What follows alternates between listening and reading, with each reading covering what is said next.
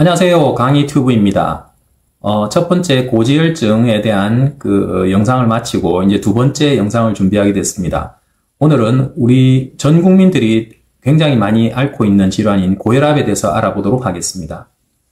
고혈압약을 지금 현재 드시는 분도 계실 거고, 고혈압약을 먹어야 될지 말아야 될지 좀 고민을 하시는 분도 있으리라고 생각됩니다.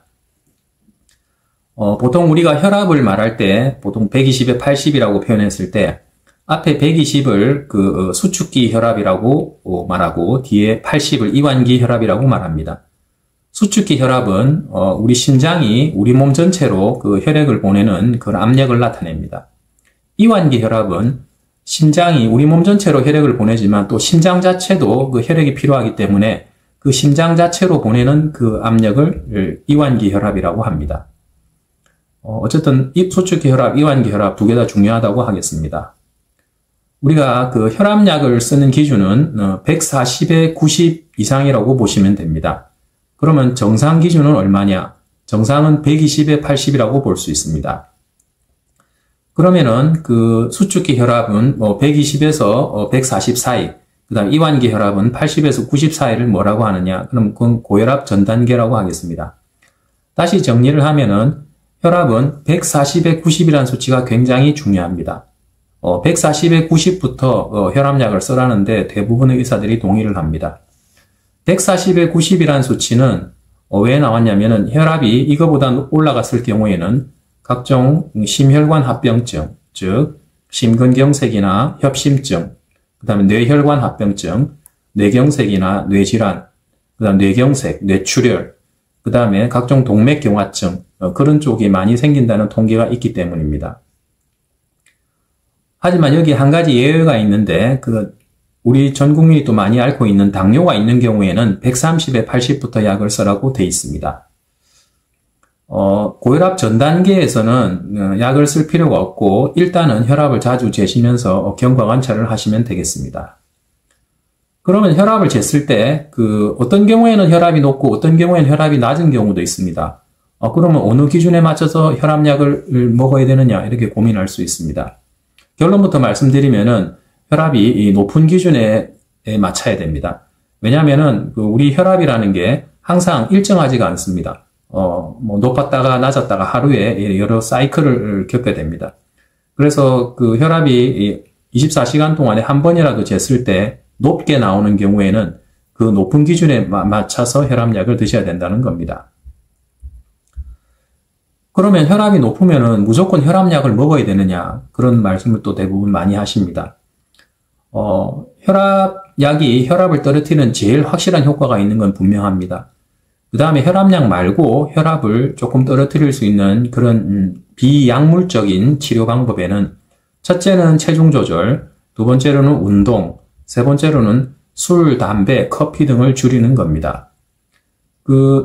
이런 비약물적인 치료들이 그러면은 혈압약을 대체할 수 있느냐, 그런 또 말씀을 많이 하십니다.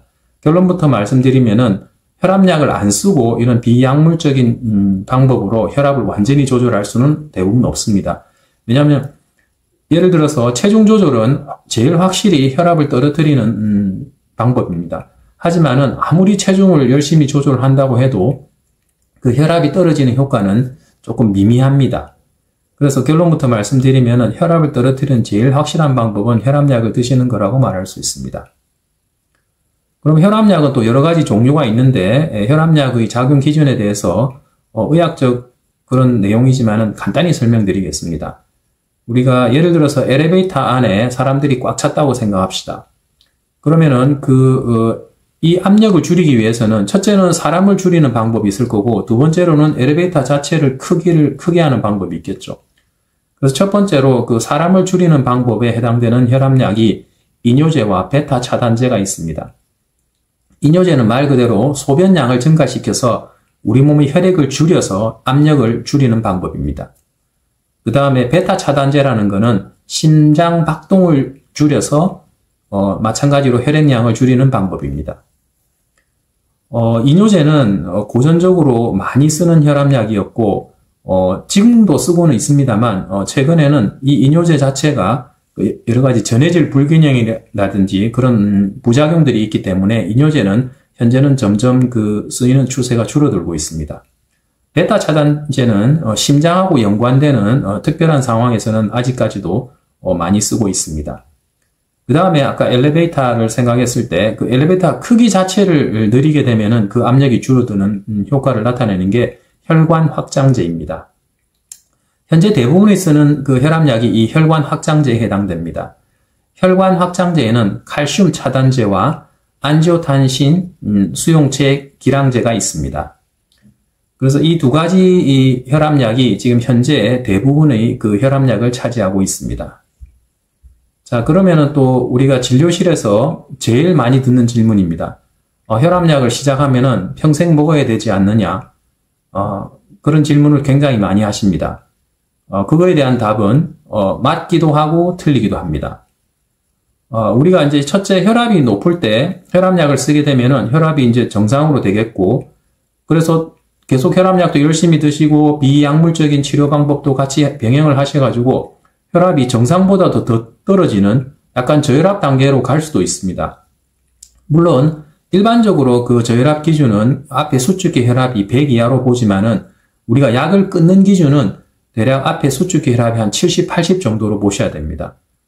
그래서 만일에 그 정도까지 혈압이 떨어지게 된다면은 혈압약 없이도 경과 관찰을 할 수는 있습니다. 하지만 이때 전제가 돼야 될 거는 혈압약을 끊었을 때 다시 혈압이 올라가는지 꼭 모니터를 해야 된다는 것입니다. 만약 혈압약을 끊고 다시 혈압이 올라가면은 다시 혈압약을 써야 되겠죠. 그 다음에 또 한 가지는 그 혈압약을 쓰면은 평생 쓰게 된다는 이론이 맞다는 거는 우리가 그 혈압은 그 혈관의 탄력성과 연관이 됩니다. 그런데 예를 들어서 오늘 기준으로 혈압약을 썼다고 하면은 내가 오늘 이후로 어쨌든 우리가 나이가 드심에 따라서 혈관 탄력성은 줄어들게 됩니다. 혈관 탄력성이 줄어들면 혈압은 올라가게 됩니다. 그래서 우리가 나이를 거꾸로 먹지 않는 이상은 이 시간 이후로는 내일이나 모레 계속 우리가 혈관 탄력성은 줄어들게 되고 정상적으로 혈압은 올라가게 돼 있다는 겁니다.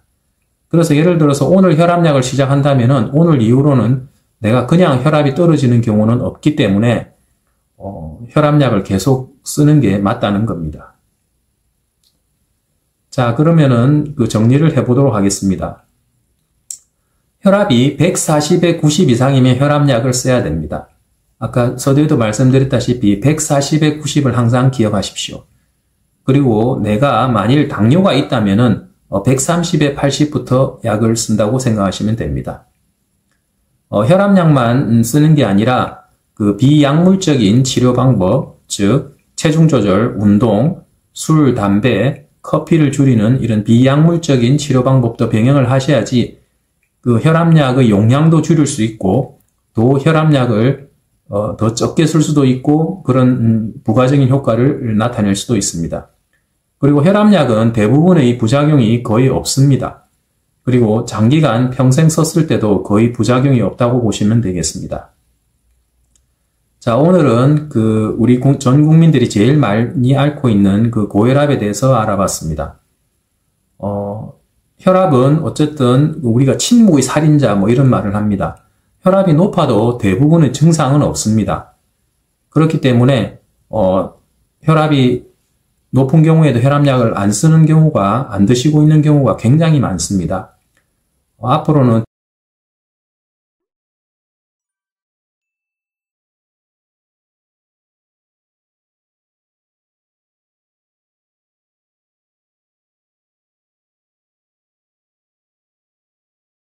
본인의 혈압을 자주 측정하시고 그렇게 해서 혈압이 140에 90 이상 된다면은 혈압약을 드시는 게 좋겠습니다.